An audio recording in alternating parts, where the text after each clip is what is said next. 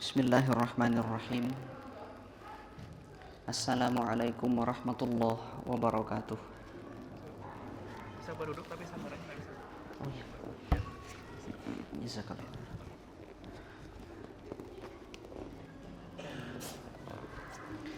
Alhamdulillah, hamdan katsiran thayyiban mubarakan fihi kama yuhibbu rabbuna wa yarda. Asyhadu an la ilaha illallah wahdahu la syarikalah wa asyhadu anna Muhammadan abduhu wa rasuluh.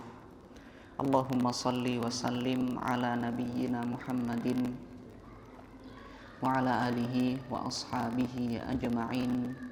Rabbi shrah li sadri wa yassir li amri wahlul 'uqdatam min lisani yafqahu qawli, amma ba'du.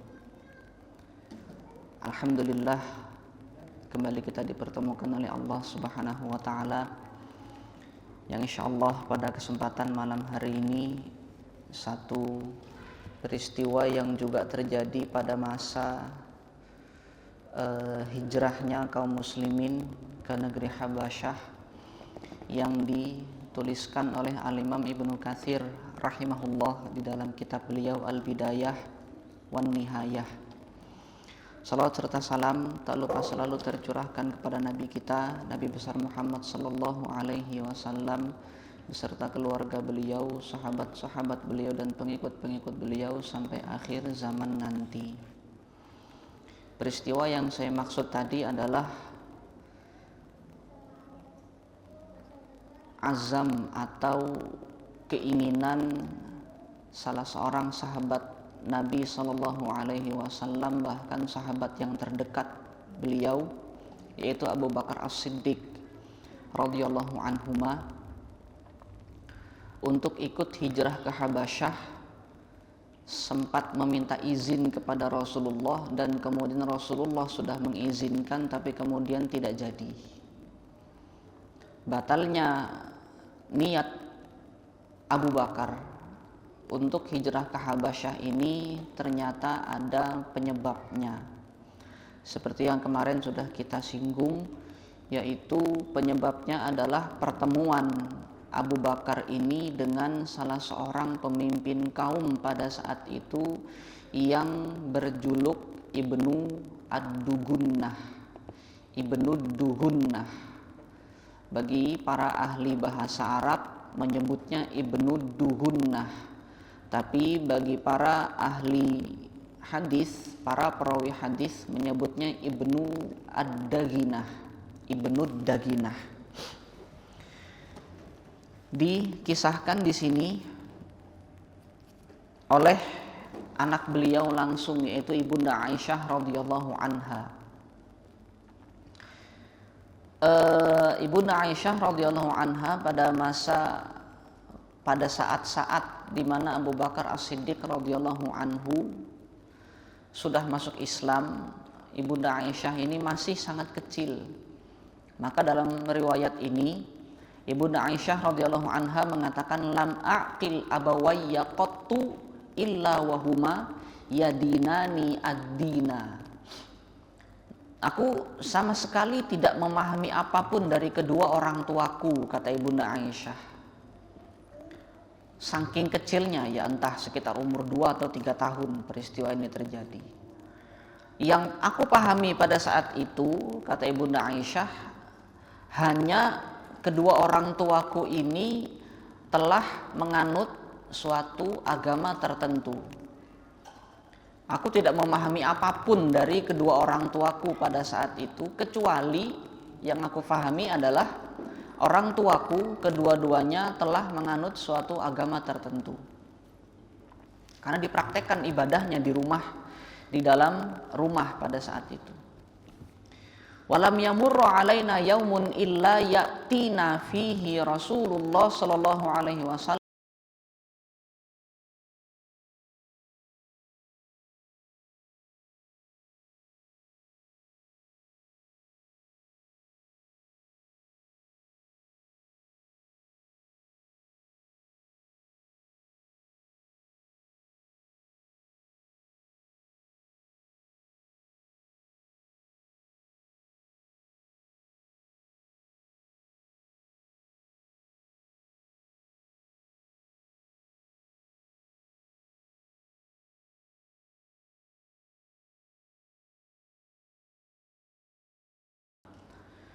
Dan Abu Bakar merupakan salah satu sahabat yang awal-awal masuk Islam.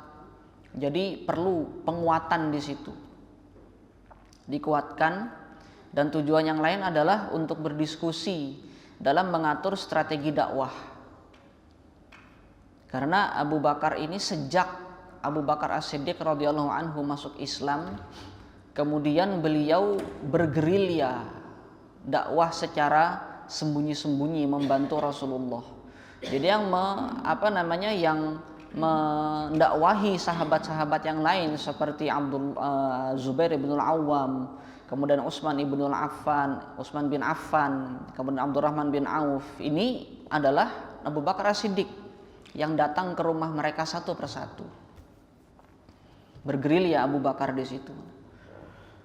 Nah, jadi Ibunda Aisyah pada saat itu memperhatikan juga, ini Rasulullah sering betul datang ke rumahku siang hari, malam hari, dan itu terjadi hampir setiap hari.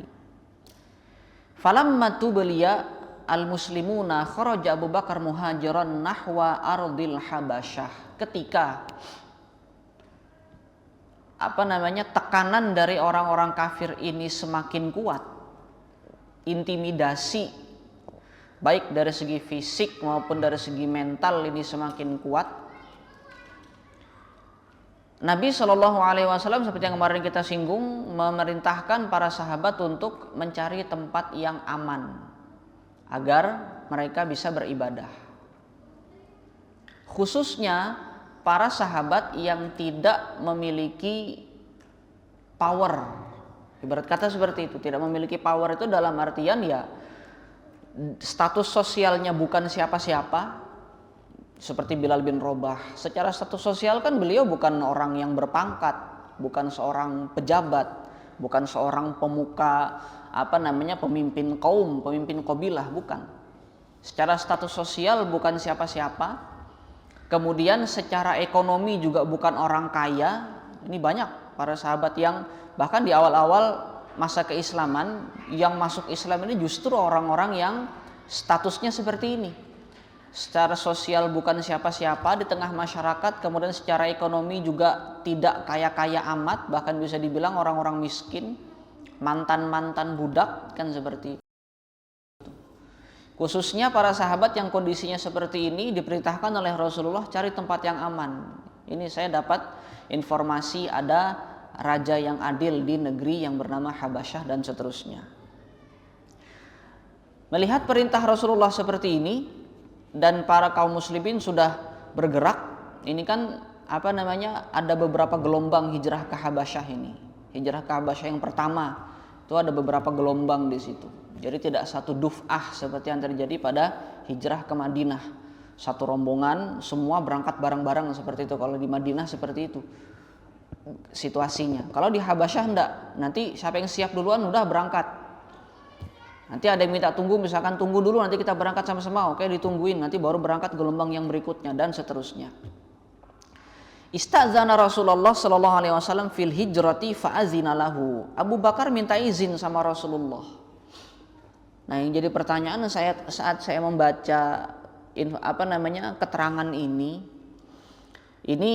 keterangan yang dikutip oleh Imam Ibnu Katsir dari kitab Sirah An-Nabawiyah yang ditulis oleh Al-Imam Muhammad Ibnu Ishaq. Muhammad bin Ishaq ini seorang ulama sejarah yang terkemuka. Kitab beliau As-Sirah An-Nabawiyah ini banyak dikutip oleh para ahli sejarah Islam. Dan salah satu yang menjadi referensi utama kitab Al-Bidayah wan Nihayah ini adalah kitab Muhammad Ibnu Ishaq itu tadi. Karena ada dua kitab sejarah yang menjadi rujukan utama. Kitab Sirah Nabawiyah kalau tidak punyanya Ibnu Hisham atau Ibnu Ishaq. Nah, ini banyak Imam Ibnu Katsir mengutip dari kitabnya Ibnu Ishaq dan Ibnu Hisham tadi. Keterangan atau bahasanya Al-Imam Muhammad Ibnu Ishaq itu seperti ini. Di dalam kitabnya beliau mengatakan istazana Rasulullah sallallahu alaihi wasallam fil hijrati fa'azina lahu. Abu Bakar minta izin kepada Rasulullah untuk ikut hijrah. Maka kemudian Rasulullah mengizinkan.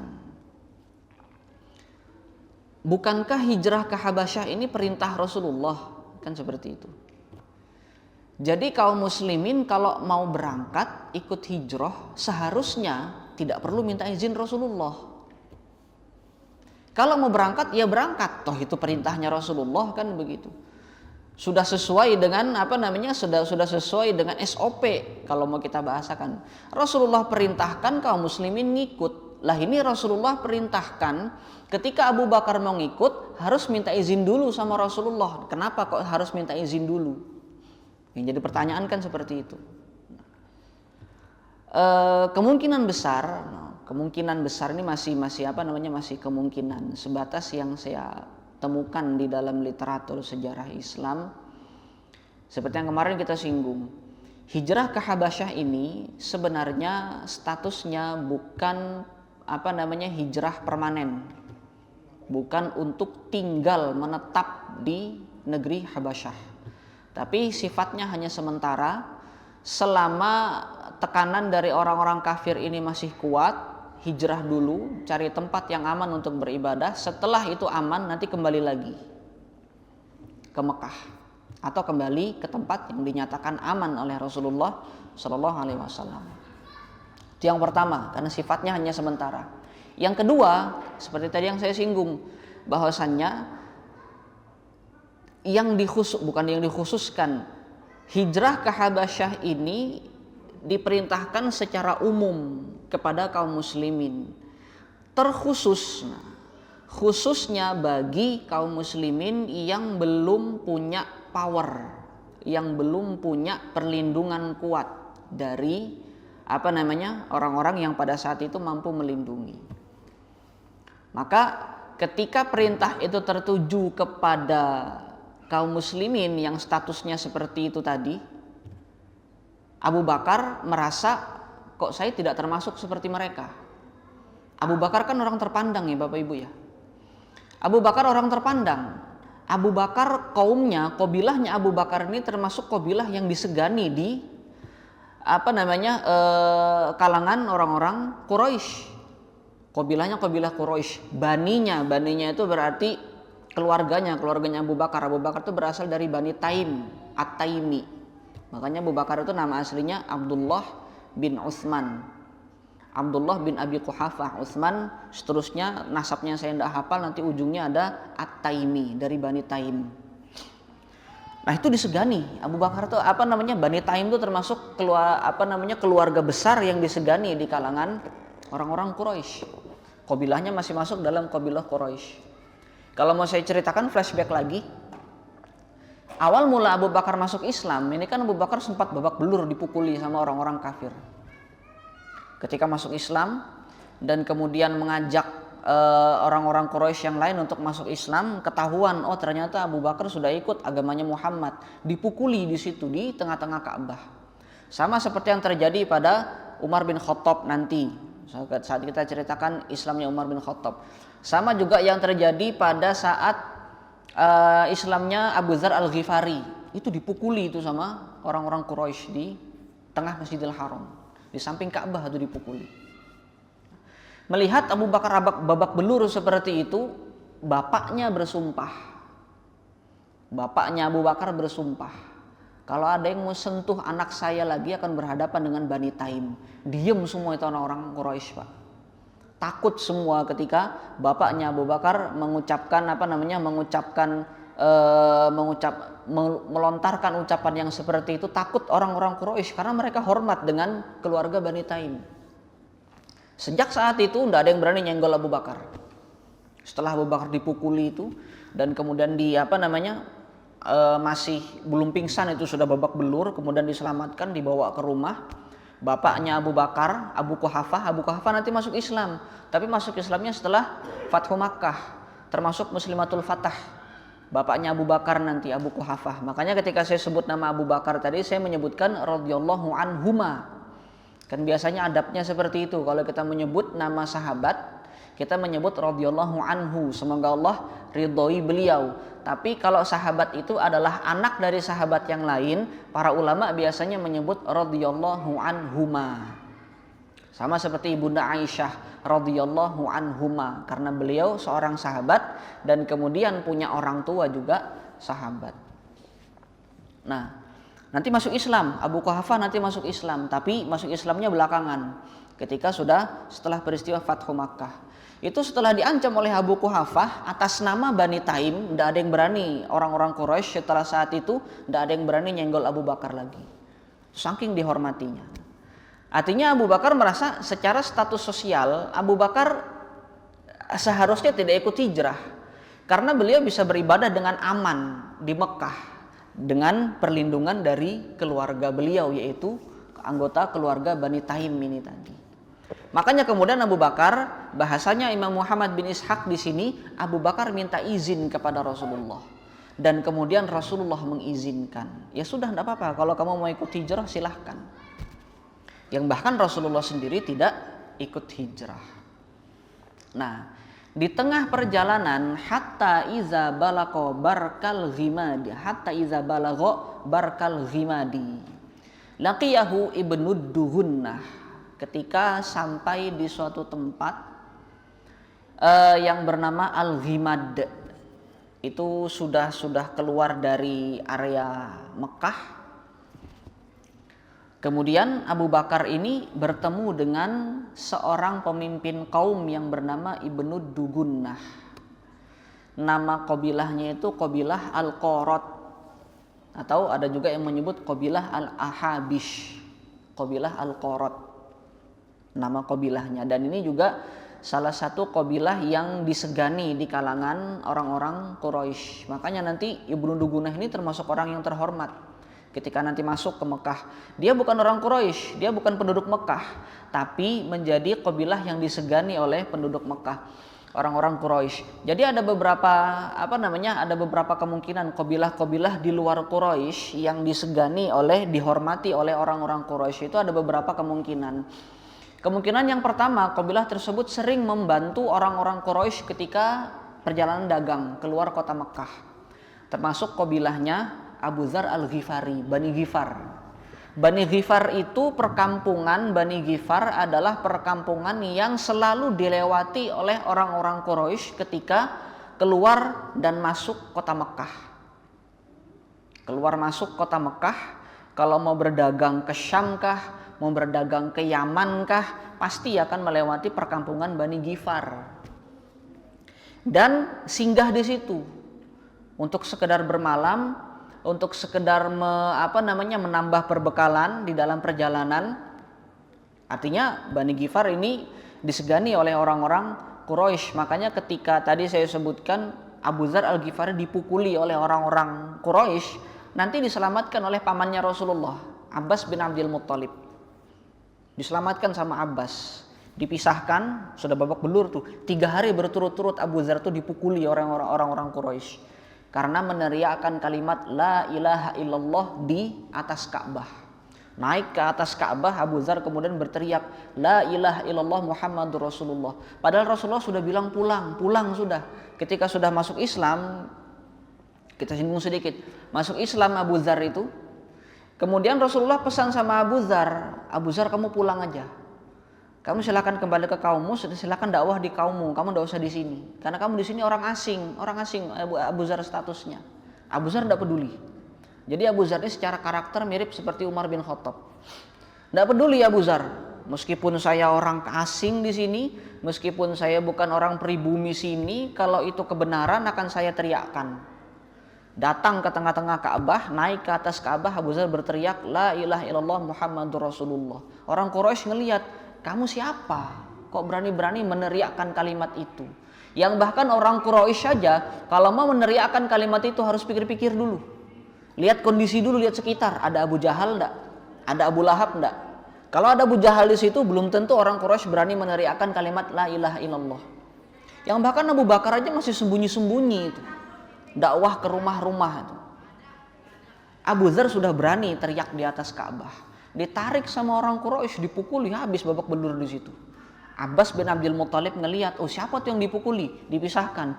Kamu jangan macam-macam. Ini anaknya Bani Ghifar nih. Kalau seandainya orang-orang Bani Ghifar tahu anggotanya dipukuli di sini, kamu tidak akan Tidak akan dikasih lewat lagi di perkampungan Bani Ghifar. Sudah bubar-bubar. Besoknya begitu lagi. Naik lagi ke atas Ka'bah, teriak lagi, ditarik lagi sama orang Quraisy, dipukuli lagi sampai 3 hari berturut-turut. Hari keempat baru kemudian Abu Dzar pulang ke perkampungan Bani Ghifar. Nah, itu kemungkinan yang pertama. Satu kabilah itu sering membantu kabilah Quraisy hingga kemudian menjadi kabilah yang terhormat di kalangan orang-orang Quraisy. Kemungkinan yang kedua, satu kabilah itu menjadi kabilah yang terhormat di tengah-tengah kalangan orang-orang Quraisy, bisa jadi kabilah tersebut adalah sekutunya orang-orang Quraisy ketika berperang dengan kabilah-kabilah di luar kota Mekkah. Itu ada 2 kemungkinan itu tadi. Satu kabilah itu dihormati oleh orang-orang Quraisy. Termasuk kabilahnya Ibnu Dugunnah ini. Sangat dihormati di kalangan orang-orang Quraisy. Ketika ketemu sama Abu Bakar, sudah kenal ternyata Ibnu Dugunnah ini dengan Abu Bakar. Di tengah perjalanan ketemu. Ibnu Dugunnah kemudian bertanya kepada Abu Bakar, "Aina turidu ya Abu Bakrin?" Faqala Abu Bakar, "Akhrajani qaumi fa uridu an asiha fil ardi fa a'buda rabbi." Ditanya sama Ibnu Dugunnah, "Kamu mau kemana Abu Bakar?" Kok bawa, kan kelihatan ya kalau orang mau perjalanan jauh itu kelihatan Pak ya. Kalau sekedar keluar kota Mekah terus masuk lagi sekedar jalan-jalan itu kan tidak mungkin bawa perbekalan banyak. Ini kelihatan bawa perbekalan banyak, bawa tunggangan dan seterusnya. Ketemu sama Ibnu Dugunnah, "Loh, kamu mau kemana? Kok kayaknya mau pindah tempat kah atau mau mau cari tempat baru kah, mau pindah kampung kah?" Ditanya sama Ibnu Dugunnah. Dijawab oleh Abu Bakar, "Saya diusir oleh kaum saya, akhrajani qaumi." Saya diusir oleh kaum saya. Padahal saya ingin fauridu an asiha fil ardi, maka saya ingin menjelajahi bumi ini, fa'buda rabbi, agar saya bisa beribadah untuk Tuhan saya. Agar saya bisa menyembah Tuhan saya dengan aman dan nyaman. Ibnu Dugunnah kemudian mendengar, "Loh, kalau kamu mau menyembah Tuhanmu, kalau kamu mau beribadah kepada Tuhanmu, apa salahnya sehingga kamu harus diusir dari perkampunganmu?" Dijawab oleh Ibnu Dugunnah, "Fa inna mislaka ya Abu Bakrin la yakhruju wa la yukhraju misluhu." Orang kayak Anda itu tidak layak pergi dari kampung Anda dan tidak layak diusir dari kampung Anda.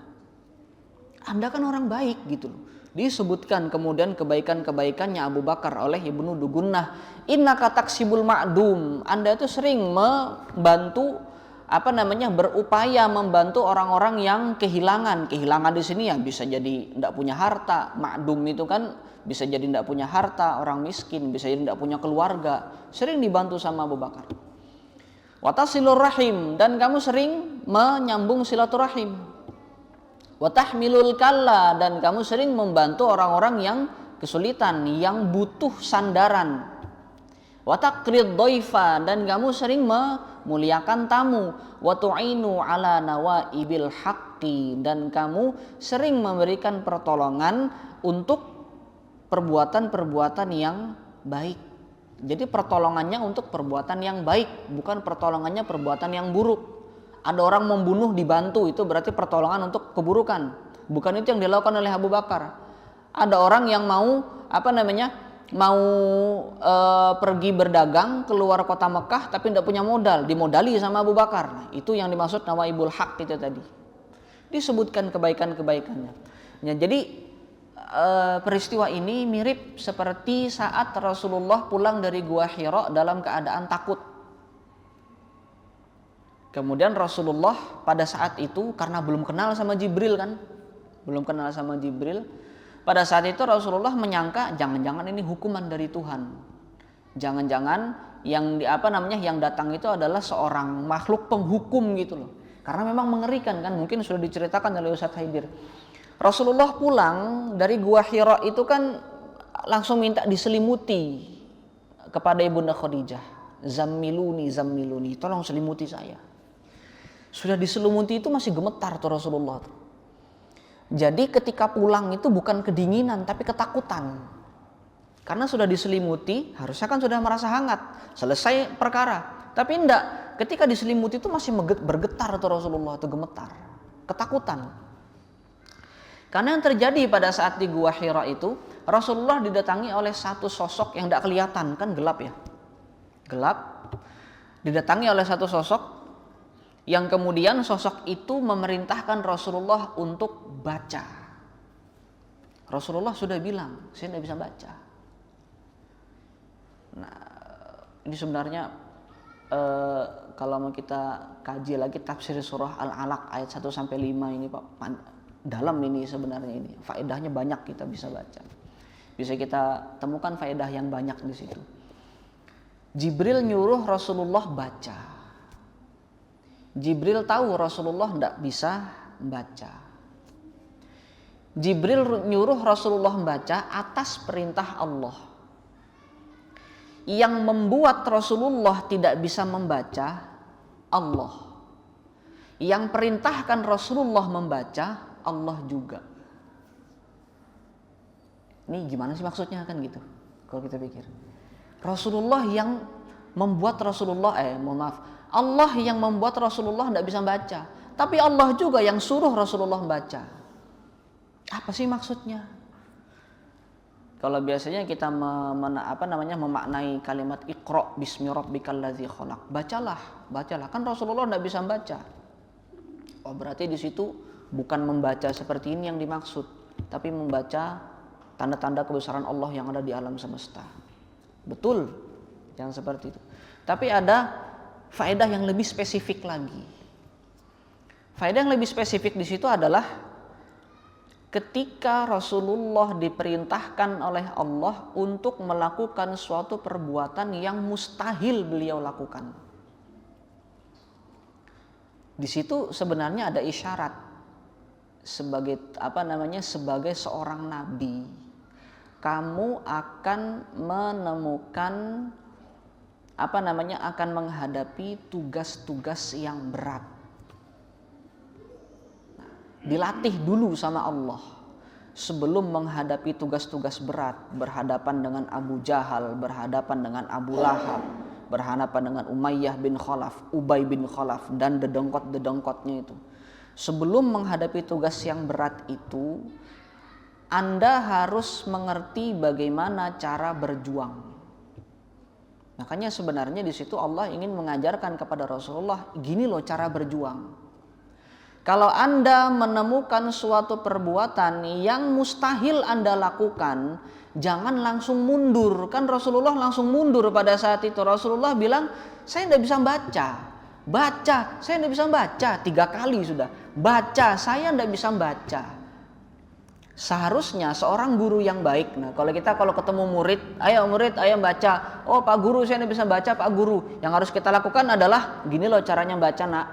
Ini huruf A, ini huruf B, A sama B ketemu jadi AB, ditambah U jadi abu, kan gitu caranya. Tapi Jibril kan enggak. Suruh Rasulullah baca, Rasulullah enggak bisa baca, bilang saya enggak bisa baca. Jibril tidak kemudian memberikan teknik-teknik bagaimana cara membaca. Karena Jibril tahu, ini makhluk enggak akan bisa baca nih. Biar dikasih caranya, biar diajarin, kalau bahasa kita tuh biar diajarin sampai beliuran, enggak akan bisa baca ini makhluk ini. Jibril tahu. Makanya yang dilakukan oleh Jibril adalah dipaksa. Kamu jangan mundur gitu loh. Kamu disuruh baca, kamu tidak bisa baca. Jangan mundur. Terus dipaksa sama Jibril. Sampai di momen yang keempat, itu kan biasanya kalau dulu ketika saya masih SD itu diceritakan, dipeluk sama Jibril. Pelukannya itu bukan pelukan mesra. Di dalam riwayat, kalau saya tidak salah ingat, di dalam riwayat Imam Tobroni.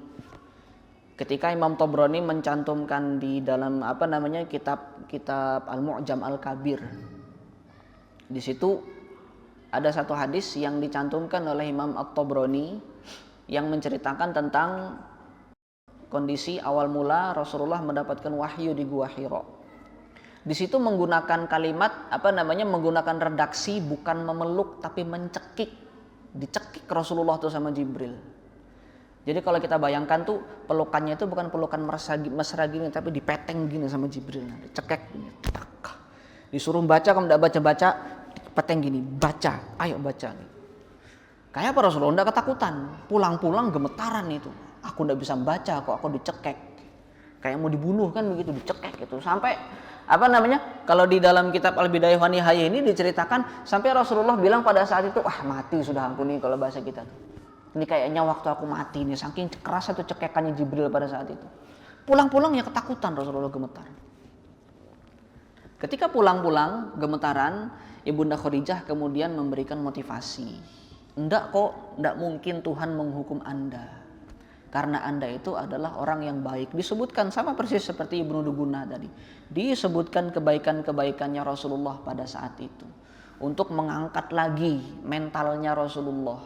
Setelah dijatuhkan seperti itu, ditakuti oleh Jibril, bahkan diberikan tindakan seperti Rasulullah sudah sampai merasa, jangan-jangan aku mati sekarang ini seperti itu. Kemudian dibangkitkan lagi mentalnya oleh Ibunda Khadijah. Nah, jadi kembali ke surah Al-Alaq itu dulu. Allah Subhanahu wa taala ingin mengajarkan kepada Rasulullah bagaimana caranya berjuang. Ketika Rasulullah nanti pada tugas seorang nabi, sebagai seorang nabi menemukan tugas-tugas yang mustahil diselesaikan, jangan mundur dulu. Hadapi dulu. Dan bagaimana cara menghadapinya disebutkan pada ayat yang berikutnya. Iqra bismillah. Mohon maaf, bukan ayat berikutnya. Pada ayat yang pertama, Iqra. Kan Jibril bilang Iqra 3 kali. Iqra. Nah, setelah dicekek itu baru Jibril mengatakan Iqra bismi rabbikal ladzi khalaq. Disebutkan, dibacakan ayat 1 secara lengkap.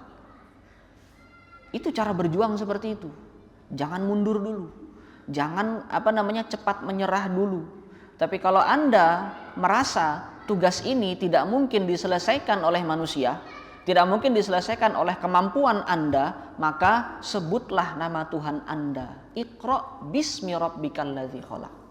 Sebutlah nama Tuhan Anda yang menciptakan Anda. Gitu caranya berjuang. Nah, itu sebenarnya Allah memberikan isyarat itu kepada Rasulullah. Kembali kepada kisahnya Ibnu Dugunah tadi. Disebutkan kebaikan-kebaikannya. Ibnu Dugunah kemudian menjamin, wa ana laka jarun fa'bud rabbaka bi baladika. Saya akan jamin keselamatan Anda. Silahkan Anda menyembah atau beribadah kepada Tuhan Anda di negeri Anda sendiri. Tidak usah cari negeri yang lain. Saya akan jamin keselamatan Anda. Sudah? Kemudian Abu Bakar, nah ini yang menyebabkan Abu Bakar tidak jadi hijrah. Ya kalau begitu saya dijamin keselamatannya, sudah saya tidak jadi hijrah. Pulang lagi Abu Bakar. Faraja'a wartahala ma'ahu Ibnu Dugunah. Ikut juga bersama dengan Ibnu Dugunah. Jadi pulang berdua tuh, masuk lagi ke kota Makkah. Watafa Ibnu Dugunah asyiyatan fi asyrafi Quraisyin faqala lahum inna Abu Bakar la yakhruju mithluhu wa la yukhraj. Keliling, begitu masuk kota Mekah, Ibnu Dugunah langsung keliling tuh ke pembesar-pembesar Quraisy sambil memberikan pengumuman bahwasannya sesungguhnya Abu Bakar ini tidak layak untuk diusir, tidak layak untuk pindah dari perkampungan tempat tinggal dia karena dia orang baik. Disebutkan lagi, atukhrijuna rajulan yaksibul ma'duma wa yasilur rahima wa yahmilul kalla. Apakah kalian tega mengusir seseorang yang suka membantu orang-orang miskin, suka menyambung silaturahim, suka menolong orang yang butuh sandaran dan seterusnya. Disebutkan lagi kebaikan-kebaikan yang tadi disebutkan. Falam tukadzib Quraisyun bijiwari bani Dugunnah. Pada saat Ibnu Dugunah keliling tadi, karena mereka hormat, orang-orang Quraisy hormat dengan Ibnu Dugunah, kemudian orang-orang Quraisy sama sekali tidak mendustakan pembelaan Ibnu Dugunah ini. Ya sudah, kalau Anda membela Abu Bakar silahkan, kata orang-orang Quraisy. Wa qalu li bani Dugunah, tapi ada syaratnya. Tolong, kalau memang Anda mau membela Abu Bakar, tolong sampaikan kepada Abu Bakar, mur Abu Bakar falya'bud rabbahu fi darihi wa yusalli fiha wal yaqra ma syaa. Tolong bilang sama Abu Bakar, kalau dia mau beribadah, kalau dia mau nyembah Tuhannya, silahkan dia sembah Tuhannya di dalam rumahnya. Tidak usah dipertontonkan itu ibadahnya, model ibadahnya tidak usah dipertontonkan. Di dalam rumahnya dia mau sholat di situ silahkan, dia mau membaca di situ silahkan, mau membaca apa yang disampaikan oleh Muhammad silahkan. Tidak ada masalah dengan kami kalau mereka sembunyi-sembunyi. Yang dipermasalahkan sama orang Quraisy kan begitu. Rasulullah juga dipermasalahkan oleh orang Quraisy karena Rasulullah sering sholat di pinggir Ka'bah. Maka di surah Al-Alaq itu kan juga disebutkan kan, ara'aital ladzi yanha 'abdan idza shalla. Tidakkah engkau lihat ini? Ada seorang hamba yang melarang hamba yang lain untuk sholat. Itu sebenarnya dimaksud adalah Abu Jahal. Yang disinggung dalam ayat itu adalah Abu Jahal yang berkali-kali mengancam Rasulullah agar tidak sholat di Masjidil Haram. Berkali-kali menyinggung mengucapkan kepada Rasulullah agar jangan berani-berani sholat di Ka'bah. Jadi tempat sholatnya Rasulullah itu, ini misalkan Ka'bah ini kotak.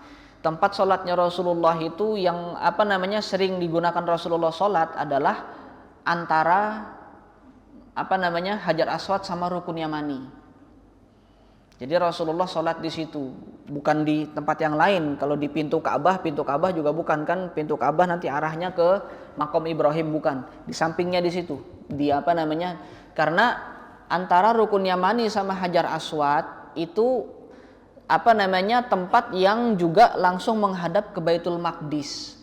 Jadi ketika Rasulullah sholat di Mekah, ini langsung menghadap kepada dua kiblat. Menghadap ke Mekah, langsung menghadap ke Baitul Maqdis. Makanya nanti ketika hijrah ke Madinah, sekitar 6-7 bulan Rasulullah itu dilema. Kenapa dilema? Karena posisinya Madinah itu ada di tengah-tengah antara Mekah sama Baitul Maqdis. Kalau Rasulullah menghadapnya ke Baitul Maqdis, otomatis membelakangi Ka'bah. Kalau menghadapnya ke Ka'bah belum ada perintah, karena perintah sholat ketika di Makkah ini disuruh oleh Allah menghadapnya ke Baitul Maqdis, sama dengan kiblatnya para nabi terdahulu. Nah, jadi yang membuat Rasulullah dilema adalah Rasulullah tetap harus menghadap ke Baitul Maqdis karena belum ada perintah untuk menghadap ke Ka'bah. Tapi di sisi lain, secara bersamaan Rasulullah dan kaum muslimin harus membelakangi Ka'bah. Itu yang kemudian menyebabkan Rasulullah selama 6 atau 7 bulan itu selalu menengadah ke atas langit, menunggu wahyu. Adakah perubahan ini, perubahan apa? Makanya di dalam Al-Baqarah kan disebutkan qad nara taqalluba wajhika fis sama. Nah, itu tempatnya Rasulullah. Di situ kan dijaga terus sama orang Quraisy itu. Dijaga terus oleh orang-orang Quraisy, bubuhannya Abu Jahal, Abu Lahab itu pasti dia nongkrongnya di situ. Karena jagain. Awas ini Muhammad berani-berani sholat di sini kan begitu. Nah, itu yang mengganggu orang Quraisy kan di situ. Kalau Nabi Muhammad dan pengikutnya mau beribadah, mau sholat, silahkan urus diri sendiri gitu loh, nggak usah ngajak-ngajak orang. Itu yang menjadi kekhawatiran dari orang-orang Quraisy, termasuk Abu Bakar. Kalau dia mau ibadah silahkan, tapi sembunyi di dalam rumahnya. Tidak usah pertontonkan ibadah Anda. Wala yu'zina bidzalika wala yasta'lin bihi. Tidak perlu dia itu kata orang Quraisy ya, tidak perlu dia itu menyakiti kami. Tidak perlu menyakiti kami dan tidak perlu mengumumkan atau mempublikasi model ibadahnya. Di situ Ibnu Dugunah kemudian baru oh inikah yang menyebabkan Abu Bakar diusir. Awalnya kan Ibnu Dugunah mengatakan loh, kalau sekedar ibadah masa orang ibadah tidak boleh kan, seperti orang nyembah Tuhannya tidak boleh. Tapi ternyata ibadahnya Abu Bakar ini dianggap intoleran. Nah itu dianggap tidak toleran dengan orang-orang Quraisy pada umumnya pada saat itu, karena dianggap mengganggu, karena dianggap nanti bisa merusak agama yang diajarkan merusak ajaran, bukan agama ya, merusak ajaran yang selama ini diajarkan oleh orang-orang Quraisy dengan menyembah satu Tuhan. Jadi setiap kali Abu Bakar ibadah itu kan dilihat itu, apalagi kalau baca Quran, sampai nangis kan Abu Bakar tuh kalau baca Quran. Nanti orang-orang yang melihat Abu Bakar di situ merasa terenyuh gitu, nah ini jangan-jangan betul ya ajarannya Muhammad ini, nah gitu. Membuat orang berpikir, itu yang tidak diinginkan oleh orang-orang Quraisy. Makanya perjanjiannya, oke, silahkan Anda membela Abu Bakar, tapi tolong sampaikan kepada Abu Bakar kalau mau ibadah jangan dipublikasikan ibadahnya. Silahkan dia sembunyi ibadah dalam rumahnya. Itu nanti akan kita lanjutkan, belum selesai sampai di situ, karena nanti akan terjadi pembatalan perjanjian antara Abu Bakar sama Ibnu Dugunnah. Allahu a'lam bissawab. Mungkin sampai di sini dulu yang bisa kita bahas pada kesempatan malam hari ini. Mudah-mudahan apa yang kita bahas pada kesempatan malam hari ini bermanfaat dan diberkahi oleh Allah Subhanahu wa taala. Subhanakallahumma wa bihamdika asyhadu an la ilaha illa anta astaghfiruka wa atubu ilaik. Shallallahu ala nabiyyina Muhammadin wa ala alihi wa ashabihi ajma'in. Assalamualaikum warahmatullahi wabarakatuh.